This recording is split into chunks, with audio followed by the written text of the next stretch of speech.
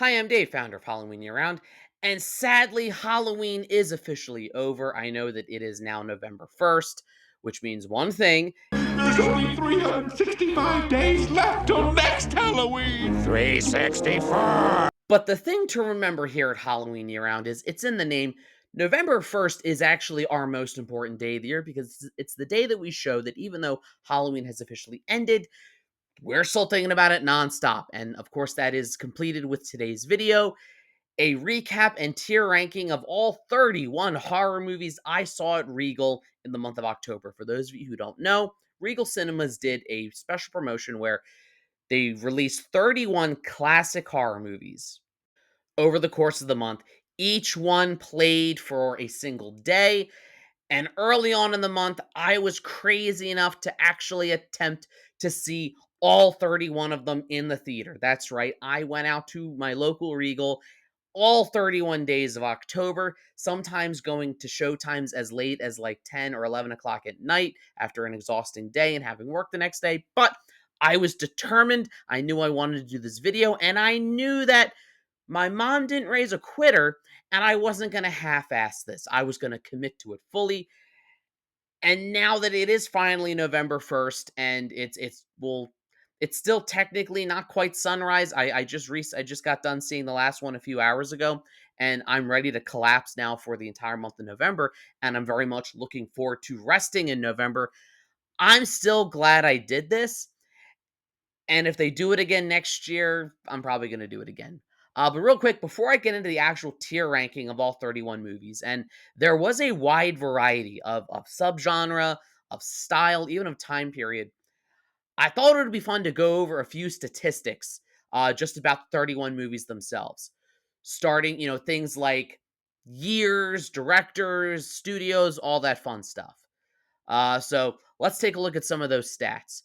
Of the 31 movies, we had 5 from the 1930s, 1 from the 1940s, 1 from the 1950s, 1 from the 1960s, 1 from the 1970s, 8 from the 1980s, 8 from the 1990s, 3 from the 2000s, and 3 from the 2010s. In terms of studio, the overwhelming majority were from Universal. A lot of that was helped from the fact that a run of them were the classic Universal monster movies, but a lot of just random Universal ones here and there. But also, you have some other studios represented like Paramount, New Line, Warner Brothers, A24 Dimension, DreamWorks, Miramax, Rogue, and TriStar. And in terms of directors, you only have 2 directors popping up more than once. James Whale with The Invisible Man, Frankenstein, and Bride of Frankenstein, and of course Wes Craven with A Nightmare on Elm Street, Wes Craven's New Nightmare, and Scream.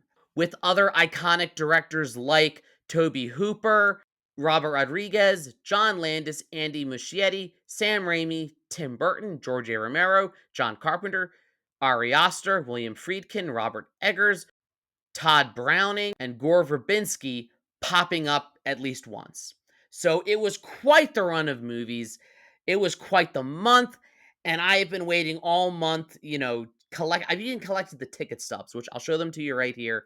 There were even some ticket takers that insisted on tearing them, as part of the thing, because usually I have the QR code on my phone and I have them scan it, but I actually printed out the ticket stubs, and the ones that wanted to rip it, I was like, can you just rip it a little bit? Because I want to save this.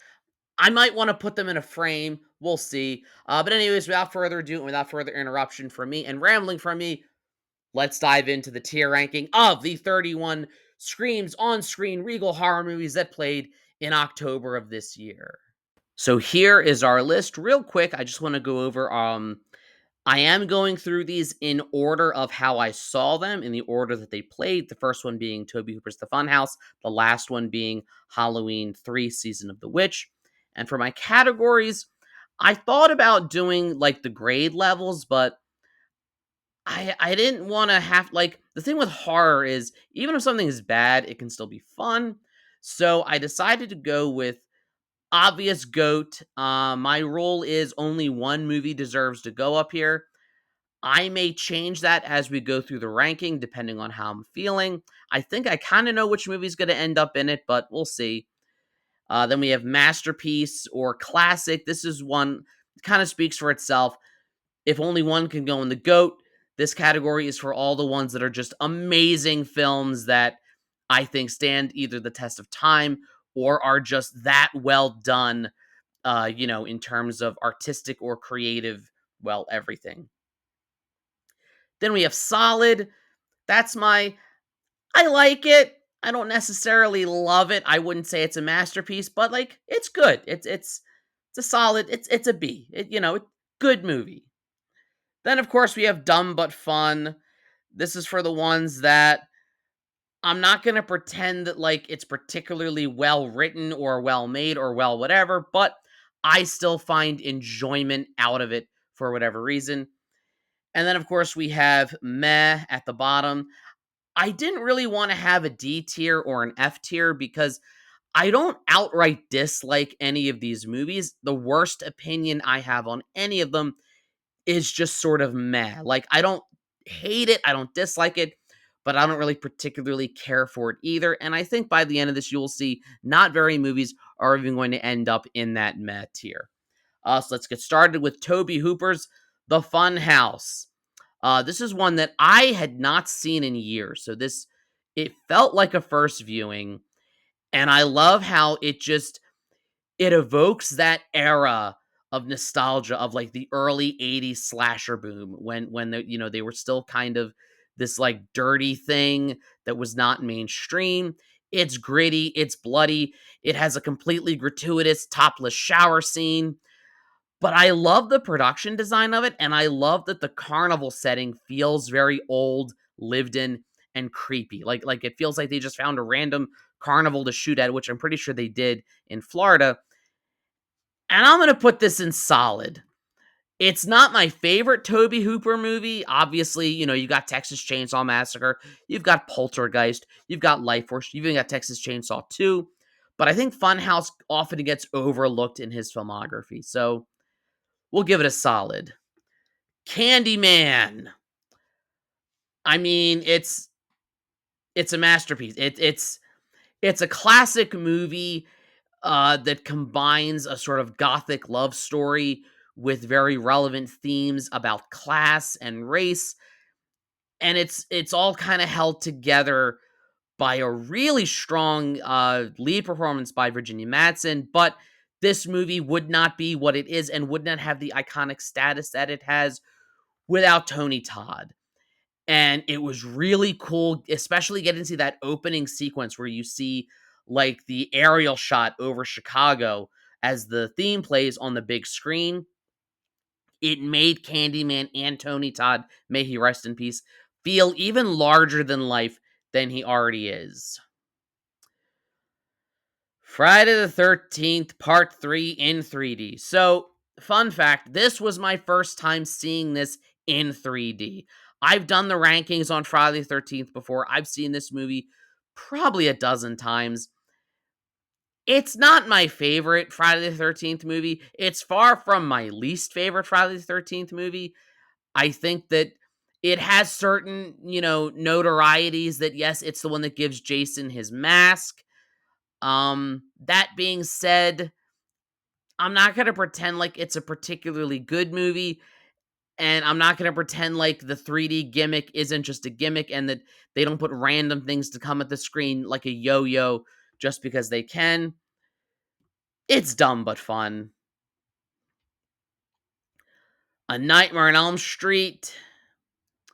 Uh, this one This one pretty clearly goes in masterpiece. I don't know of anyone who would disagree with that. This first entry, it set itself apart during that early slasher boom as we're going to do something different, where Freddy attacks you in your dreams. And in doing so, it allowed such creativity with how he kills people in that because they're in the dream world, he can kind of become whatever he wants to be.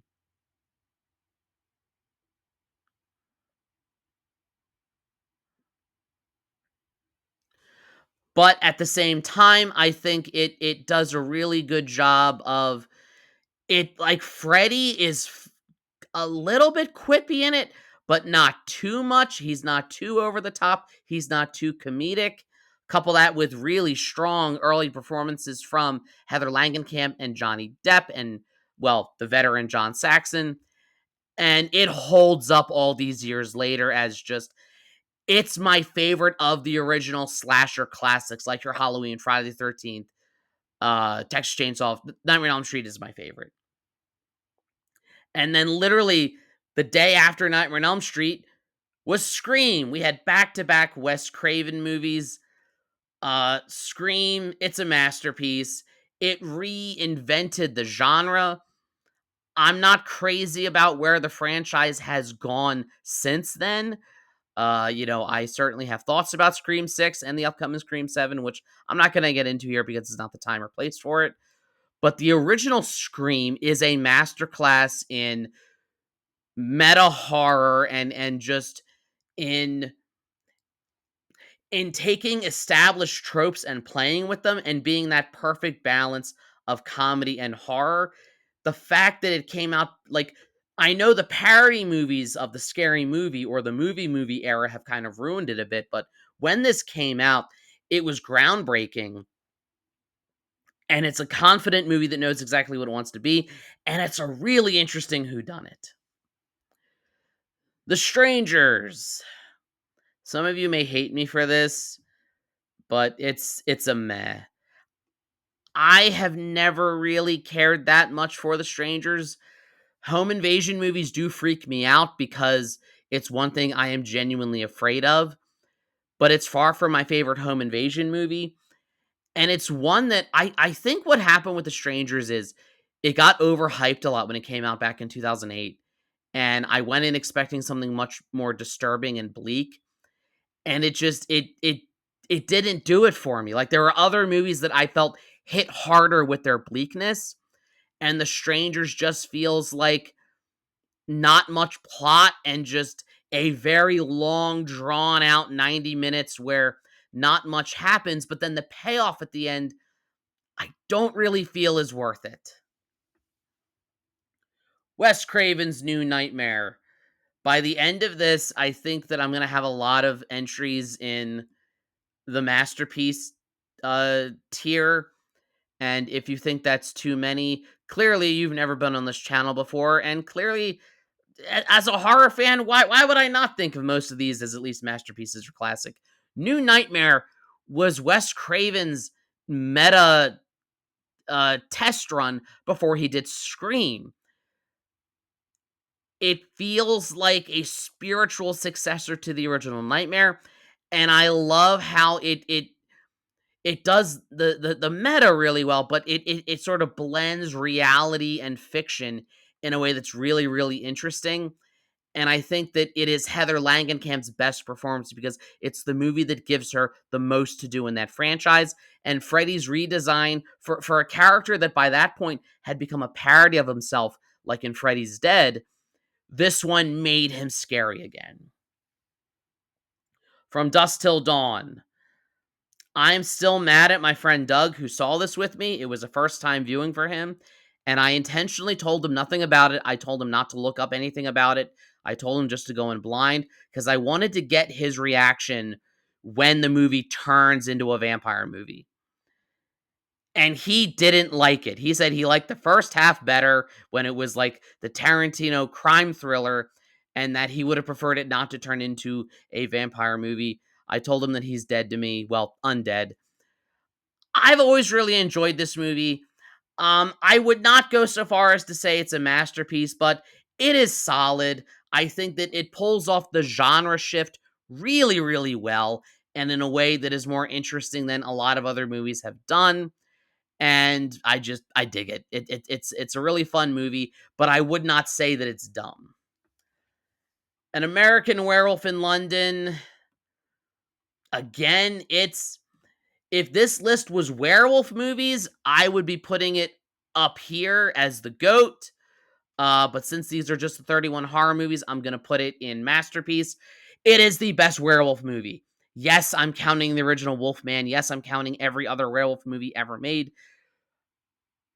It's not just the transformation scene that is the gold standard for a practical design werewolf transformation.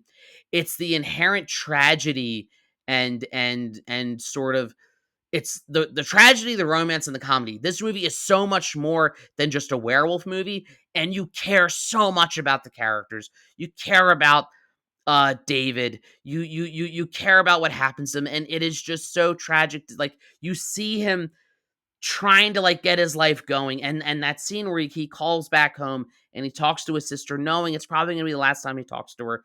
It's heartbreaking, and it makes you the werewolf is sympathetic because David is such a likable and interesting character. It. This was just the first It movie, and I'm gonna put it in solid. I wouldn't go so far as to say it is a masterpiece because I do think the movie has some issues with pacing and tone, but it is an incredibly difficult novel to adapt. The 1990 TV movie does the best it can with the resources that 1990 TV movies had. This one, with a Hollywood budget, does the best it can with all that, and I think Andy Muschietti does a really good job with it, no pun intended. I think this definitely is the better movie between this and Chapter 2, but it's just it goes in solid because this is the best big budget sort of theatrical adaptation you can get of that book while still trying to be a movie and not just, a an audiobook. Army of Darkness. This one felt like a first viewing because I've not seen Army of Darkness since I was like 18 or 19. And I mean, it's dumb fun. The Evil Dead movies, I would if I had all of them on here, I'd probably put Evil Dead 2 in solid. But Army of Darkness is just it's a very silly movie. It is the comedy is as prevalent as the horror, and one could argue it's more of a comedy than a horror movie.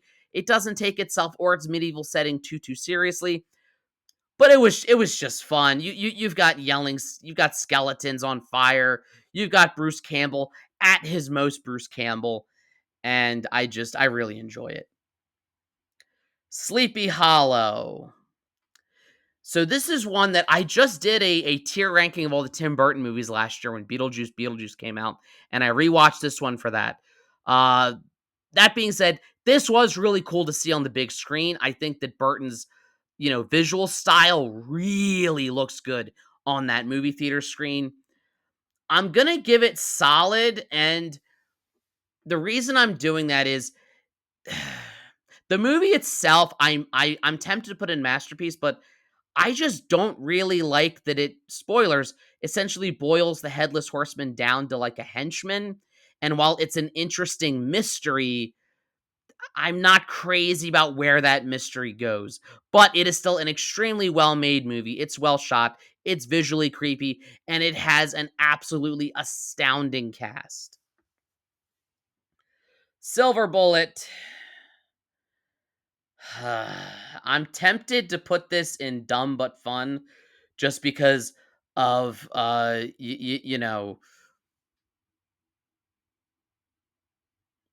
Busey being Gary Busey.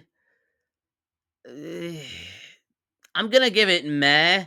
I know I made a joke in the reaction video I did to this one that Gary Busey was paid in cocaine, and I still think that probably makes the most sense. And definitely Google him to see what he's been up to lately at a horror con in New Jersey in the last few years. But just as it's a Stephen King adaptation written by Stephen King, and I think his adaptations tend to work best when other people do them. And seeing it only a few days after An American Werewolf in London kind of just made me realize how much I'm not crazy about Silver Bullet. It's an often overlooked werewolf movie. Yes, it deserves more attention, but I'm not going to pretend like it's good. Creep Show. This was such a treat because this movie is normally very difficult to find on streaming. So it was such a treat to get to see this on the big screen. I'm going to put it in solid only because I I like some of the stories better than others. That's the only thing that kind of keeps me from putting it in masterpiece, and it's a little bit too campy for my tastes at times, but I love the story of Jordy Verrill, and I really, really like creepy villain Liam Neeson. Not Liam Neeson, Leslie Nielsen. Both of them played Frank Drebin, and both of them have similar names. But just seeing Leslie Nielsen as that villain before this was when he was still a serious dramatic actor.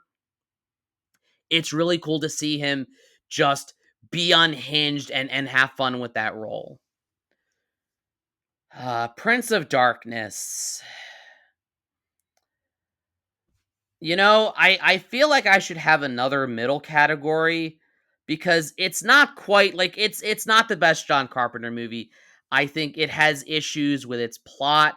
It kind of gets lost in its own way, but its premise is absolutely amazing, and it's just its execution I think doesn't quite live up to the potential of what the premise is. I'm going to put it in dumb but fun, but with the asterisk that the execution is sometimes dumb, but the premise and movie itself is always fun.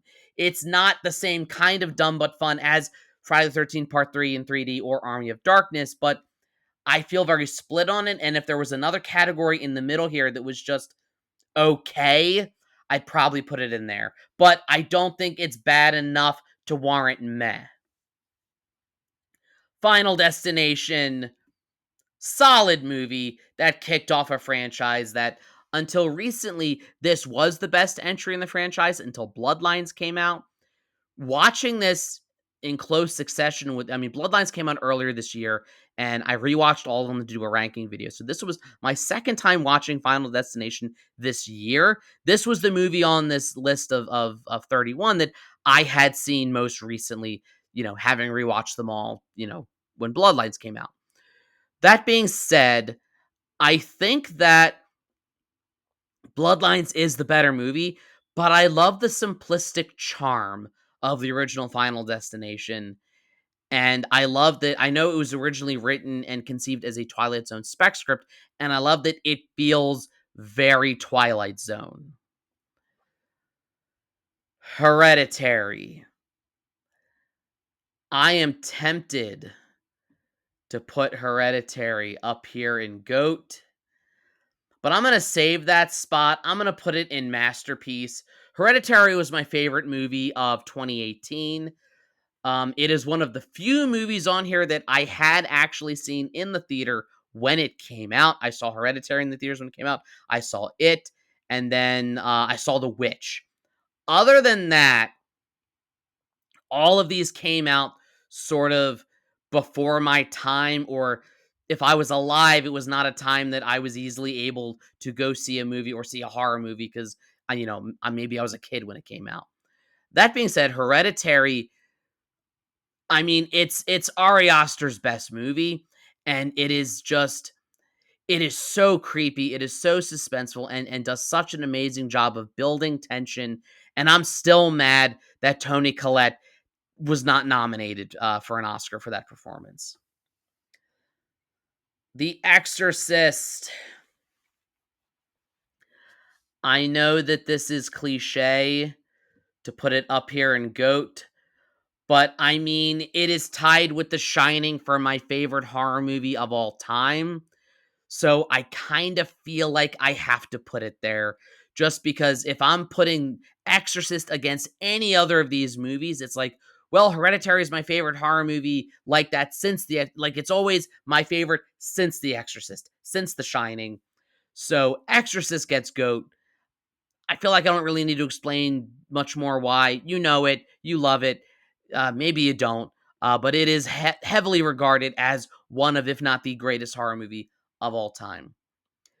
The Witch is again one I'm tempted to put up here, but I know I made a rule that I'm only going to put one up here. I probably will break it later, which we'll get to that. I'm going to put The Witch in Masterpiece. Again, this is my favorite Robert Eggers movie, even more so than Nosferatu, because I love the tension of it, and I love that it never lets up, and that the way that it explores religious extremism and paranoia and fear. I feel like The Witch and Hereditary kicked off the trend of this buzzword of elevated horror that we use. I wouldn't say that I know that's kind of a charged word, and I'm not really a fan of that term, elevated horror. But I feel like these movies kind of kicked off that trend, but no movies did it as well as The Witch or Hereditary. Tales from the Crypt presents Demon Knight. Apologies in advance to my friend Patrick, who I know is probably watching this, and I saw a bunch of these movies with him. I'm putting it in dumb but fun.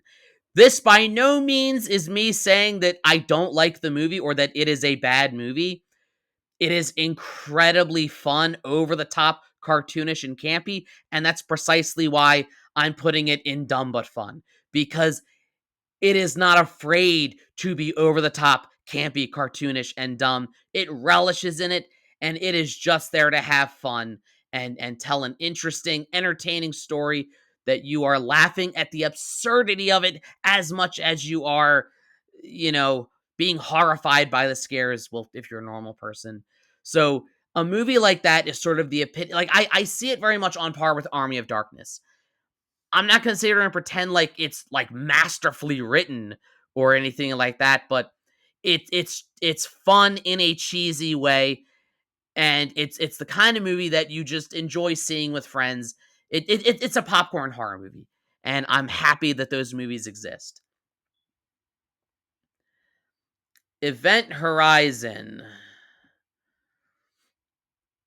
I'm gonna be generous. I'm gonna put it in solid, but if Paul W.S. Anderson had been able to include all of the extra stuff he shot that like went full Hellraiser, I'd probably be putting it in masterpiece. Event Horizon is I love that it's most sci-fi horror movies deal with extraterrestrials. Think Alien, think Predator, think Alien versus Predator. No, what I love about Event Horizon is that it leans into the sci-fi horror, like it's deep space. It feels like Interstellar, but with hell. I love that it's biblical and supernatural, and that it blends the sort of like ancient biblical horror with advanced science fiction horror. And again, really, really good cast, especially Lawrence Fishburne, Jason Isaacs, and of course, Dr. Grant himself, whose name I'm drawing a blank on at the Sam Neill. Sam Neill. And then began our trend of one, two, three, four, five, six, seven classic Universal horror movies in a row. I'm gonna kind of speed through these. But just for most of these, I had seen them all at some point in the past, but it had been a while. Invisible Man, solid. Really like this one. Love that it captured like the idea that H.G. Wells had of like this mad scientist and the insanity of it. And on a technical level, the way they basically like invented green screen chroma keying out where he's supposed to be invisible, but it was like a physical chemical process they did on the film strips is really cool. The Wolfman, it's also solid. It is it's a tragic story that I think captures the well, I feel like I'm talking about American Wolf in London again. It captures the inherent tragedy of a very likable character sort of succumbing to this supernatural curse. I like American Werewolf in London better, but I think the Wolfman walked so American Werewolf in London could run. Dracula, it's a masterpiece. It's I know I'm a little biased because Dracula is my favorite. I'm team vampire over werewolf, mummy, whatever. Um, but just between Bela Lugosi's hypnotic performance and just a story I absolutely love, the nature of good and evil, it's a masterpiece. Frankenstein. I'm gonna put it in solid because I need to differentiate it from Bride of Frankenstein. It's well made. I don't think it fully understands the theme of the book, but I think that was a more studio decision because James Whale came back with Bride of Frankenstein, where he very clearly did understand it. So I'm going to hold off. I'm just going to say that and then talk to you more about it when I get to Bride of Frankenstein. Creature from the Black Lagoon, solid movie. Um, on a technical level, it's really cool what they do with the underwater sequences. I really, really liked those. I love how, in a strange way, I know, Creature in the Black Lagoon often gets lumped in with the Universal monster movies, but it is very much more a product of the 50s sci-fi monster movie than it is classic Universal monsters. But this was a fun one to see in 3D and held up better than I thought it would. The Mummy, I'm sorry, guys, it's meh. It was my least favorite of them. Tonally and structurally, it's oddly similar to Dracula. Like, it even opens with Swan Lake, and I feel like they just kind of took the script from Dracula and reworked it a little bit. Its only saving grace is I really like Boris Karloff as Imhotep. I really liked him as Frankenstein's monster, and he does a lot without speaking. I like that in this one we get to hear him speak and we get to hear him flex his thespian muscles. Bride of Frankenstein, it's a masterpiece. It is by far the best of the original Universal Monsters run. It understands the book much better than its predecessor did, and it uses filmmaking techniques that for the time were incredibly advanced with the forced perspective of like the little miniature king and queen and ballerina girl, but even just the final sequence where they're creating the bride herself, it uses like these quick cuts to build tension, which was so unlike how films were made in the 1930s. It is so ahead of its time. Even the way, like, it's even the first meta movie with how it opens up with Mary Shelley being like, "Let me tell you the rest of the story." I just it blows all of the other Universal monster movies out of the water. It is by far the best of them. Whereas Dracula's is a masterpiece on my list because I'm biased towards Dracula and I love vampires. Bride of Frankenstein is on here because it is objectively the best of those movies. And now we come down to the final three. These are the ones I just watched over the last few days. I think it was an odd choice to put the Universal monster movies. I feel like either should have started off the 31 movies or maybe ended them. It did feel a bit strange that they were like towards the end, but then like randomly there's three more that aren't them afterwards. I don't know how they chose the schedule. Maybe I'm just speculating too much. But The Ring. I am tempted to put it up here in Masterpiece. Part of that because of my own bias. The Ring was a very formative movie for me that we rented it on VHS, back in like 2002, 2003. I was in middle school at the time, and it was kind of when I was getting into horror, and this was one of the movies that like got me into the genre as I was, discovering I was a horror fan. Seeing it again all these years later after not having seen it in a long time, not all of it holds up as well as I thought it did. It's beautifully shot, and I adore Hans Zimmer's musical score, but it does have an awkward sense of humor and a creepy little boy that feels like a carbon copy of Cole from The Sixth Sense. That I feel like if it wasn't so Sixth Sense inspired at parts, it would be a masterpiece. I am fine settling for it to be in solid though. I am okay putting it there, and we'll just have to live with that. Next up is Rosemary's Baby, which I kind of have to put a disclaimer. So I'm going to put it in masterpiece. But hear me out. Hear me out. Major disclaimer. First and foremost, Roman Polanski is a garbage human who should have gone to prison for what he did. May he rot in hell when he dies. I was on the fence when I saw this was part of the lineup. I felt torn because I didn't want to necessarily promote Polanski or his work. The only reason I was somewhat comfortable with it